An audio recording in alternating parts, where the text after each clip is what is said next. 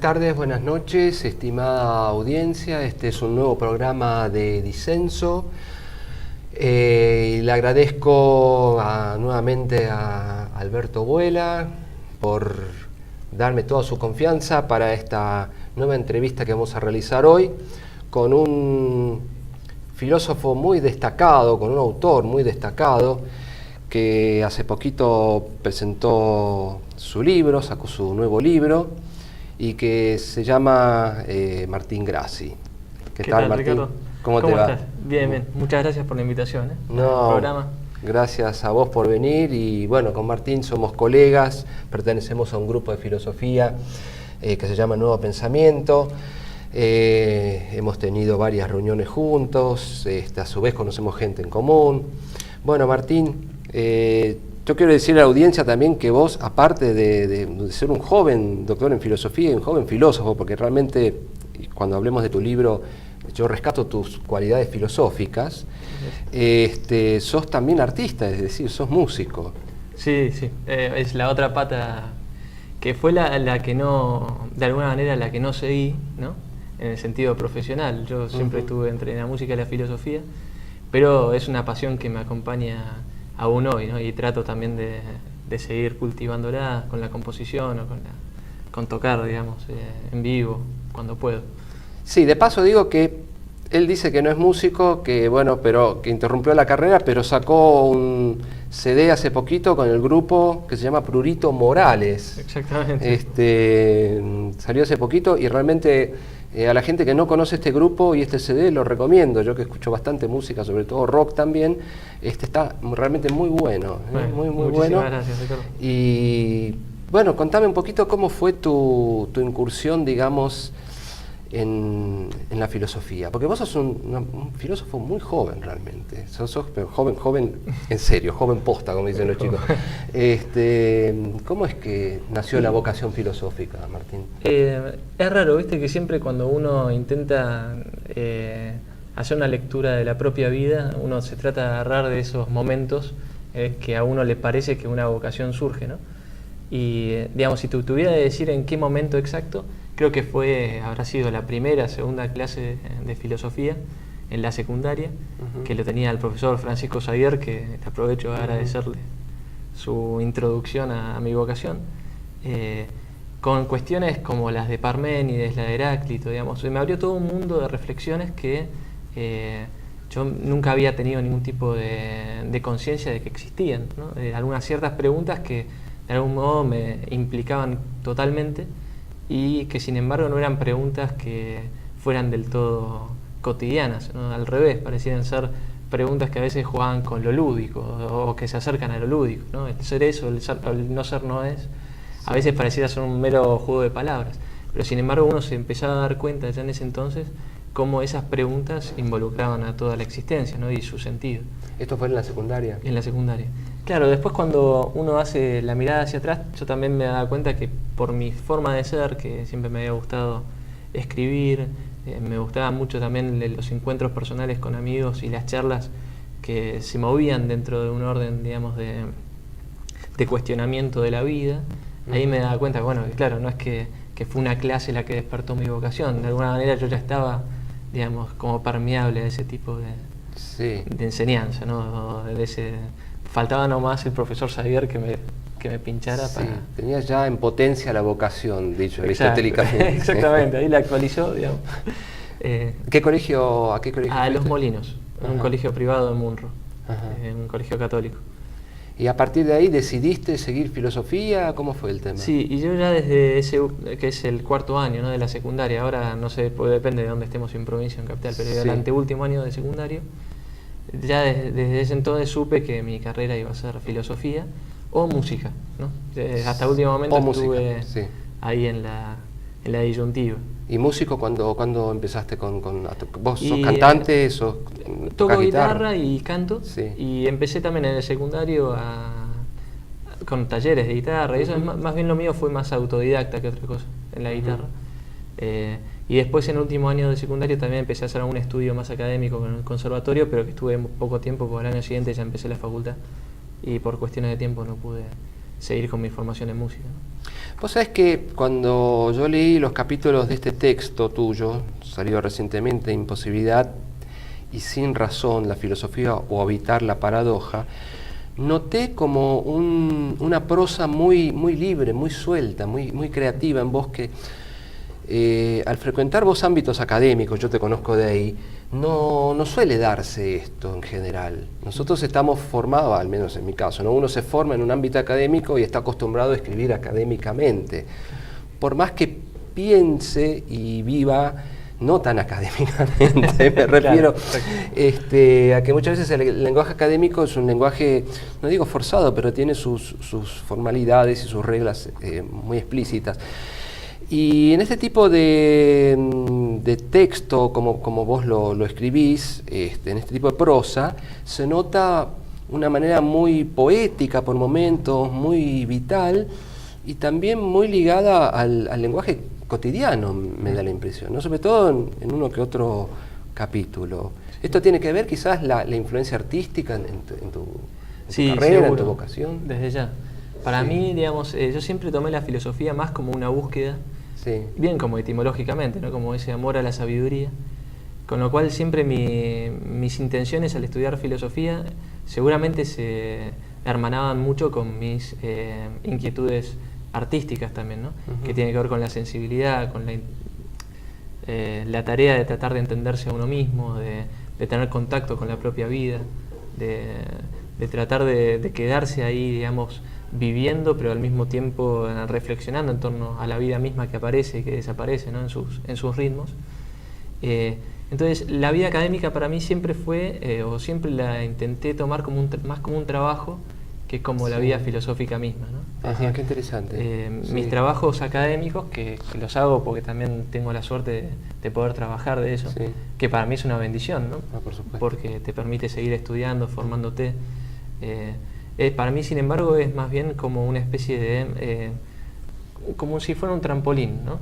Yo a partir de esos estudios y esa, si se quiere, interpretación de los textos que voy estudiando y haciendo la hermenéutica de los textos de los filósofos de la tradición, para mí son más bien el primer paso para después yo poder saltar a intentar una reflexión propia, ¿no?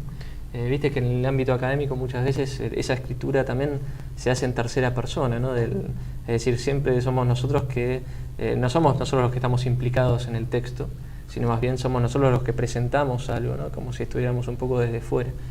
Entonces, eso que está bien, porque es una formalidad que hay que cumplir, porque es un poco el requisito que tiene una ciencia de la interpretación, una ciencia de la historia o del espíritu, que intenta ser objetiva también a su modo, ¿no? Volviendo un poco al tema de la música, antes de meternos con la cuestión del libro, ¿qué escuchás, músico? ¿Qué género musical escuchás? ¿Qué autores te gustan? Así, a grosso modo. A mí me gusta mucho el rock. Se nota, sí. De acá del rock nacional me encanta, sobre todo Luis Alberto Spinetta para mí y Charly García y Fito Páez son los tres que más me gustan. El rock de afuera también, los Beatles para mí son insuperables. Y después me gusta mucho el jazz como género y la música clásica también me apasiona, ¿no? La música clásica es un mundo que me gustaría ir también explorando cada vez más, ¿no? Viste que los mundos musicales son un universo en sí mismo. Sí, son como paradigmas que uno tiene que descubrir. Sí, absolutamente. Y hay que descifrarlos también, interpretarlos, ¿no? Bueno, claro, que a veces es lo más difícil también. Claro, pero en ese sentido la música y la filosofía tienen esta cuestión en común, ¿no? Digamos, requieren de una hermenéutica muchas veces, ¿no? Porque uno escucha, no sé, a un determinado compositor, no sé, sea barroco, o sea contemporáneo, minimalista, por ejemplo, ¿no? Y al principio parece, el que no está habituado, parece una cosa, no digo ruido, pero un sonido extraño. Sí, no. Hasta que le encontrás la vuelta y te dedicás con paciencia a la escucha, ¿no? Y te das cuenta que la melodía, la música, el concierto, la sinfonía, te habla, ¿no? Sí, absolutamente. Entonces, eso es raro, viste, cuando uno se acerca a un género por primera vez, que le parece que todos los tangos son iguales, ¿no? O que todos los rocks son iguales, o que toda la música clásica es igual. Y es recién después de un largo rato de estar en esos géneros cuando uno empieza a distinguir las obras entre sí, ¿no? Digamos, uno puede distinguir a Mozart de Mahler, yo qué sé. por decir algo, ¿no? Sí. O en el tango a Goyeneche y a Piazzolla, que por ahí al principio a uno le suena un poco todo lo mismo. Sí, y con la filosofía pasa lo mismo. Claro, totalmente. O sea, requieren como un esfuerzo, como una epogé, digamos, ¿no? Como una puesta entre paréntesis de la cotidianidad en la que uno está inmerso, como para abrirse ese universo, ya sea musical o filosófico, ¿no? Que nos habla, que tiene cosas para decirnos. Totalmente. Un mensaje. Sí, ahí es interesante el trabajo ese que decís, Ricardo, de hacerle esa epogé, ¿no? O de tener la valentía suficiente como también dejarse cuestionar por aquellos ámbitos o esos géneros o esos mundos que uno en general no transita, ¿no? Porque viste que también en filosofía muchas veces se da esta especie de escolasticismos, digamos, ¿no? De, bueno, los fenomenólogos por un lado, los analíticos por el otro, Sí, es decir, y no hay puentes que se estrechen, ¿no? Sí. Entre esos momentos o esas escuelas. Sí. Vos sabés que hoy justamente le comentaba por una red social a mi amigo Gabriel Zanotti que últimamente estoy más en reconciliador. Antes era más debatidor. No digo que no tenga la parte polémica en mí, porque está, pero me gusta más buscar cuestiones en común, aún en posiciones antagónicas, ¿no? Entonces me parece, ¿por qué? Porque me parece como que hay en toda posición filosófica hay un pensamiento que la supera, ¿no? Y esto tiene que ver quizás con la propia finitud humana y con algo que es trascendente a nosotros. Totalmente. Bueno, volviendo entonces a la cuestión filosófica, ¿cómo surge este libro, Imposibilidad y sin razón, la filosofía o evitar la paradoja? Decime primero cuándo lo vas a presentar, antes que nada. Lo vamos a presentar el 10 de diciembre Sí. en la Universidad Católica Argentina. Ajá. Todavía no me dieron el lugar exacto del aula, pero Sí. lo vamos a presentar ahí. Y lo va a presentar justamente nuestro amigo en común, Gabriel Zanotti, Sí. y Javier García Moritán, que es un filósofo del Instituto de Manuel Munier. Ajá. Ellos han tenido la gentileza de presentarlo. Sí, sí. Y es un libro, es una colección de ensayos, ¿no? Yo ya había publicado un libro anterior, que Ajá. también era una colección de ensayos, que se llamaba Ignorare Aude, que significa Atrévete a ignorar, Sí. y como subtítulo tenía La existencia ensayada, ¿no? Jugando un poco Sí. con el ensayo de existencia y la existencia misma como un ensayo. Sí. Y Bueno. este libro también es, digamos, el fruto de diversos ensayos que fui escribiendo durante estos 2 años, que para mí tiene ante todo el libro un valor testimonial, ¿no? Es decir, de todos estos recorridos que fui haciendo durante estos años, de dejarlos en papel para los otros, pero también para mí, ¿no? Como una especie, como si fuera un mapa de vida, ¿no? Que uno después cuando vaya, digamos, más adelante a ver qué recorrido fue uno tomando, uno pueda decir, bueno, estuve en estos lugares. Y en general son ensayos que siempre surgen de algún tipo de ocasión, ¿no? de algún pedido. Por eso el que lea el libro se va a encontrar a veces con algunos ensayos que tienen un tono sumamente coloquial, ¿no? Sí. Hasta chistoso por momentos. Sí, sí. Y eso porque, por ejemplo, había alguna invitación a una Semana de la Filosofía, que es un evento que se hace en la Facultad de Filosofía de la UCA, de la Universidad Católica, que es dirigido a alumnos. Entonces que uno, digamos, tiene también esas posibilidades de hablar en un tono más bien coloquial, más bien familiar y no tan académico, ¿no? Está bien. Bueno, Martín, vamos a hacer una breve pausa acá en Disenso, toda la verdad primero, y cuando volvamos ya nos vamos a meter en concreto con tu texto. ¿Cómo?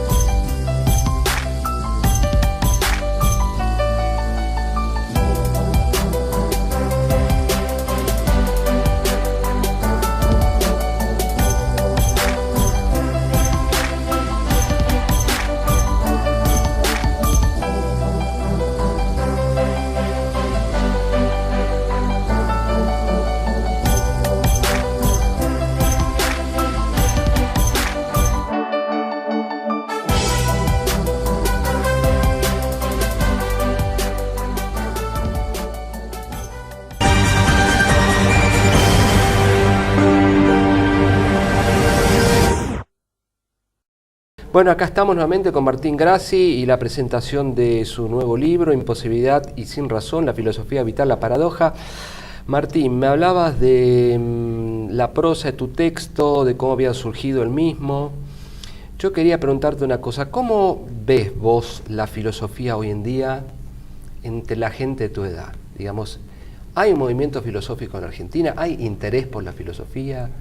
¿Cómo ves esto? Porque, digamos, la cuestión del otro y en el filosofar es fundamental. Sí. Si uno encuentra referentes, sobre todo a la misma edad, hay más interés, hay más motivación, hay más ganas de escribir, más ganas de juntarse, etcétera, de estudiar.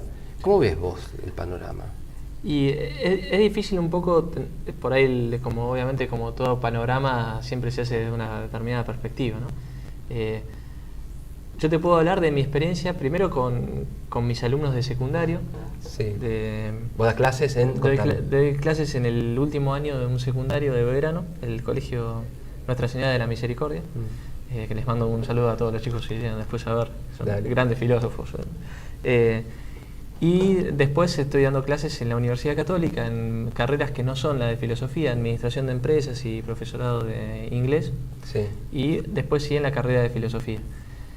En mi trabajo, con la gente que me rodea, obviamente uno tiene colegas del otro lado, con lo cual la pasión por la filosofía está, y me parece que es muy fuerte, digamos, ¿no? Los estudios filosóficos a nivel nacional, a nivel académico, yo los veo que estamos en una muy buena época, porque hay muchísimas jornadas, simposios, congresos, publicaciones, artículos de revista, libros. Es decir, hay mucha producción filosófica hoy en día en Argentina, al menos lo que noto yo desde mi lugar, ¿no es cierto? Y en eso creo que es muy bienvenido. Ahora, si me preguntás también al mismo tiempo, no solamente los que tenemos la vocación de la filosofía, sino también por otro lado cómo lo ve la otra gente desde afuera, sí. Ahí entonces habría que empezar a ver exactamente qué es lo que ve la gente en la filosofía. Claro, ¿no? Te pregunto esto porque de paso quiero ya hacer el enganche con un capítulo de tu texto que se llama La imposible filosofía, sí, donde hablas sobre la radicalidad del preguntar. Y donde mostrás que la filosofía, o señalás que la filosofía está al margen de todo pensamiento operatorio, digamos, de todo paradigma instalado, ¿no? Sí. O instrumental, y que siempre pregunta y nace desde otro lugar e intenta pensar lo imposible, ¿no? Esto me imagino, y acá voy a hacer una confesión personal, ¿no?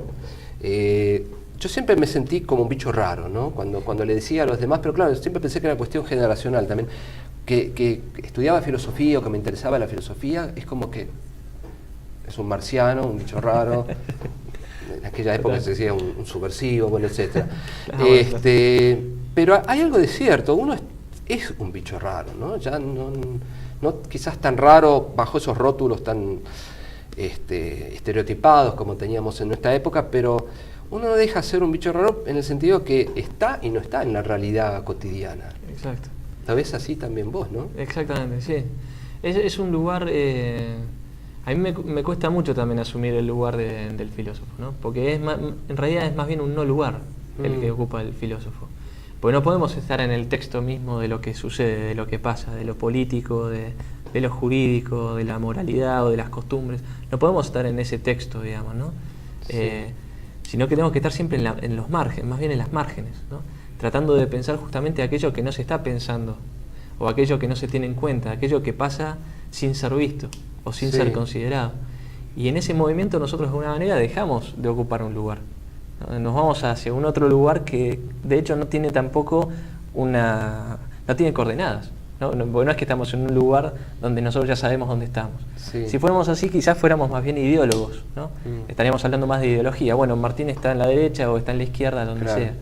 Pero el filósofo, me parece auténtico, es aquel que en realidad propiamente hablando vos no lo podés nunca decir dónde está, ¿no? Nunca lo podés instalar en un lugar.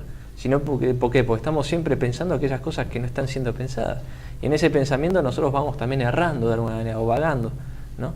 Por páramos que no están señalizados, no hay una senda por donde ir caminando en nuestro filosofar, me parece. Entonces siempre vamos a estar en la incomprensión también. porque todas aquellas cosas que digamos, de alguna manera siempre van a ser nuevas, van a ser de alguna manera vanguardistas.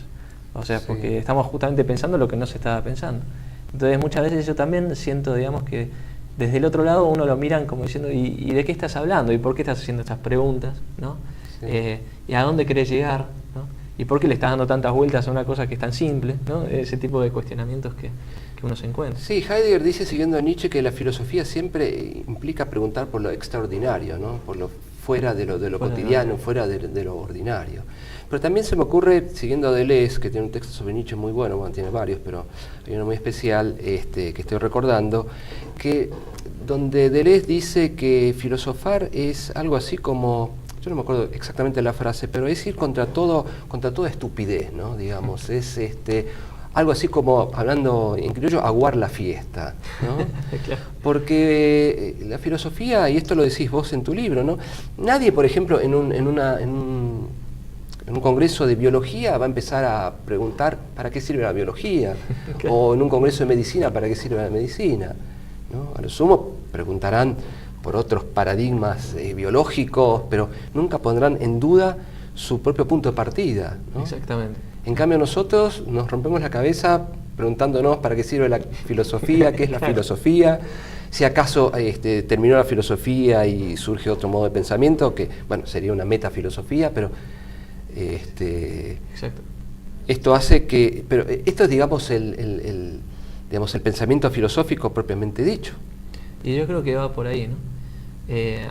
En la imposibilidad de la filosofía, que es ese ensayo, Sí. ahí está planteado, digamos, traté de ser bien radical en lo que implicaba Sí. justamente que la filosofía es imposible, ¿no? Porque en realidad esa radicalidad de la pregunta nunca llega a ser tal, nunca llegamos a la raíz de todas las cosas, ¿no? Sí. O al fundamento de todas las cosas. Pero entonces, al mismo tiempo, uno podría decir, entonces la filosofía es nada más pregunta, ¿no? En el último de los capítulos, que es el que le sigue, que se llama La filosofía es envío, Sí. trato igual de matizar un poco eso, ¿no? Porque Sí, nosotros sí. filósofos tampoco estamos llamados a vagabundear, ¿no? O estar meramente en la pregunta, en la crítica, sino que estamos también llamados a dar una respuesta, es decir, no solamente una labor deconstructiva, si se quiere, sino también una labor constructiva o reconstructiva. Y en eso entonces se nos juega un poco la vida, que nosotros tenemos que aportar desde el concepto, digamos, no desde la música o desde la palabra poética, sino desde lo conceptual. Tenemos que intentar, a mi modo de ver, dar algún tipo de respuesta a estos cuestionamientos que nos aparece frente a nosotros sin aparecer, porque justamente son cuestionamientos que de hecho uno busca, no es que están apareciendo, ¿no? O más bien nos vienen, nos acontecen, pero justamente por ser extraordinarios no es algo que podamos ver, ¿no? Sino que es algo más bien que uno está atento y de repente detecta. Pero lejos de ser un heroísmo solipsista, digamos, ¿no? Una especie de heroísmo que va inevitablemente hacia el suicidio intelectual o algo por el estilo, ¿no? Porque se dice que actualmente, o se ha dicho muchas veces, la filosofía no sirve para nada, ha sido superada por las ciencias, inclusive por la sociología, etcétera. Hay, me parece, en el todo genuino preguntar filosófico, que es netamente humano,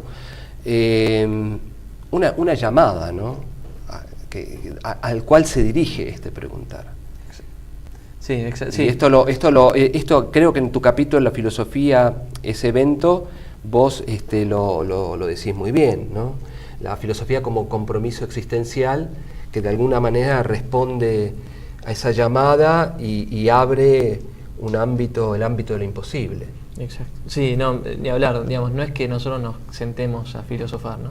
En general siempre es algo que nos sacude, es una llamada que el tema de que la llamada que es difícil es que en realidad uno la hace, digamos, un poco, la hace ser llamada en su respuesta, ¿no? No es que nosotros tenemos una llamada clara, ¿no? O el problema que se nos aparece claramente, entonces nosotros respondemos, sino que nosotros en nuestra misma respuesta, en nuestro mismo ir pensando, hacemos de alguna manera patente la llamada misma, ¿no? Sí. No es que primero nos llaman y después nosotros respondemos, sino que es algo medio difícil, ¿no? Como... Sí, entonces por un lado podemos decir, la filosofía no se tiene, esto también lo planteas vos en otro capítulo, cuando hablas del testigo, ¿no? Y separás el testigo en la religión, ¿no? Del juez en la ciencia. Exacto.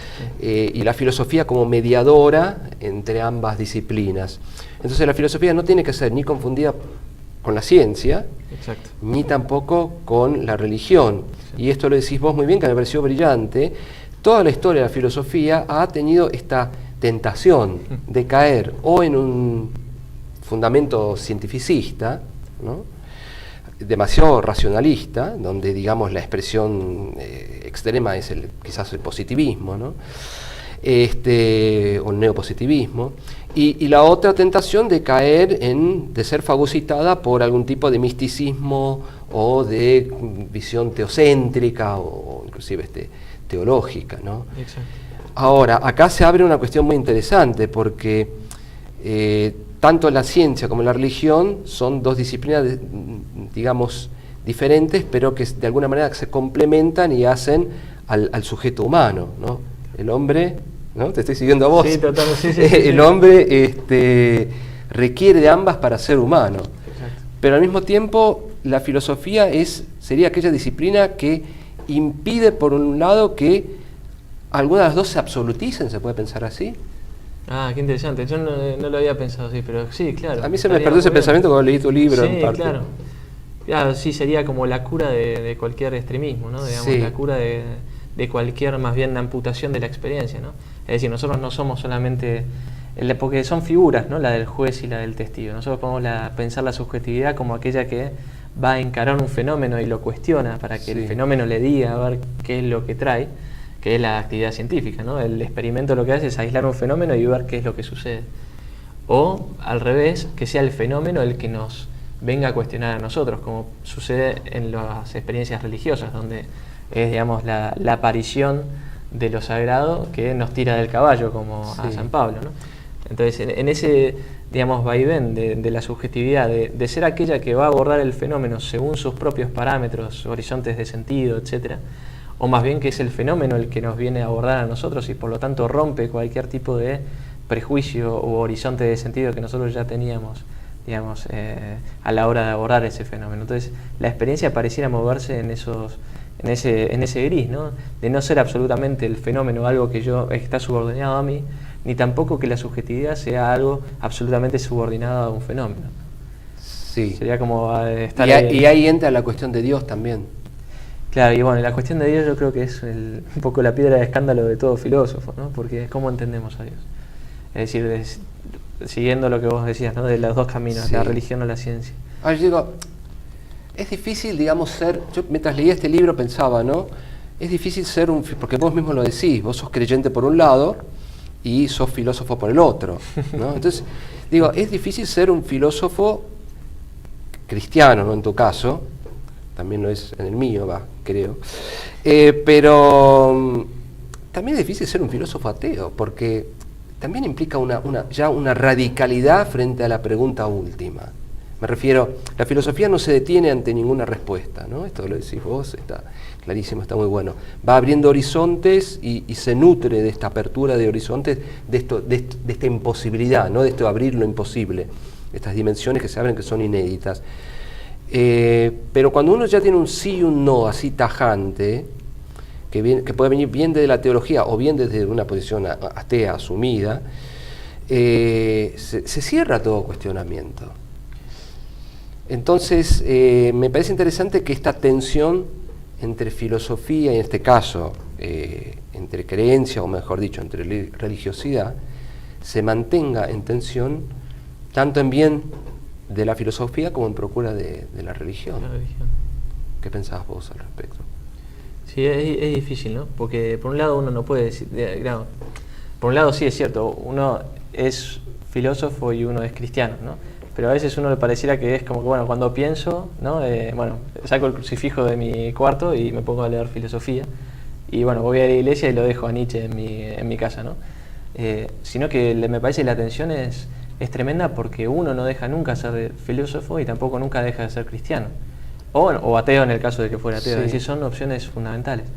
El tema es cómo podemos pensar eso, ¿no? Esa tensión. Bueno, escúchame, para ir cerrando el programa, a mí me encantaría seguir hablando del libro. Hay un capítulo que me parece muy lindo, también en realidad todos me gustaron mucho, pero hay uno que me parece también brillante, que es El Dios que espera, que lo recomiendo hablando de la cuestión religiosa, ¿no? Como que Dios esperase algo de nosotros, ¿no? Exactamente. A través de nuestro filosofar, a través de nuestras creencias, a través de nuestras expectativas, ¿no? Ahí entra todo todo lo más propiamente humano. Claro. Sí, por eso para mí Dios es como la gran cuestión para la filosofía también, porque o bien nos terminamos siendo absorbidos por el misticismo, como decías vos, o bien tomamos este tono más bien científico y hacemos de Dios un mero objeto de estudio. Sí. Entonces ahí la filosofía tiene que tratar de Dios desde las experiencias religiosas, pero también tomando cierta distancia de las experiencias religiosas. Por lo que vos decías, que la filosofía muchas veces también ayuda o va en procura de la religión misma. Entonces, esa tensión también de pensar la filosofía respecto a Dios y a la experiencia religiosa es todo un tema, ¿no? Y el Dios de los filósofos suele ser un Dios abstracto y el Dios de la religión es un Dios vivo. Entonces, digamos, ¿cuál es el Dios verdadero, ¿no? ¿Cuál será el Dios que espera a nuestra reflexión, que le pueda hacer verdadera justicia, ¿no? Pero el Dios que espera necesita de ambas disciplinas, digamos. Absolutamente. Claro. Sí.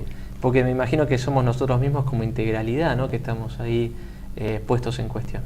Es decir, Dios no puede nunca amputar la experiencia humana en su integralidad. O sea, la conclusión sería con respecto a la religión o la religiosidad, sí hacia una apertura religiosa, pero no hacia el fundamentalismo de cualquier índole. Y no. Porque eso, una religión sin crítica me parece que no es una religión. Es decir, si la fe es principio de vida, ¿cómo no va a vivificar la inteligencia, ¿no? ¿Cómo va a pedir la fe que dejemos de pensar o dejemos de cuestionar? Bueno, Martín, te agradezco muchísimo que hayas estado acá. Te agradezco muchísimo. Recomiendo desde ya a toda la audiencia este libro de Martín Grassi y espero que sigas escribiendo. Bueno, muchísimas gracias, Ricardo. Y por un futuro encuentro y que sigamos filosofando. Ojalá. Muchísimas gracias por la invitación. Bueno, no, gracias a vos, gracias a Alberto Abuela, a Silvio Maresca, a este canal y al programa Disenso. Hoy tuvimos a Martín Grassi con la presentación de su texto y bueno, esto es todo por ahora. Hasta luego.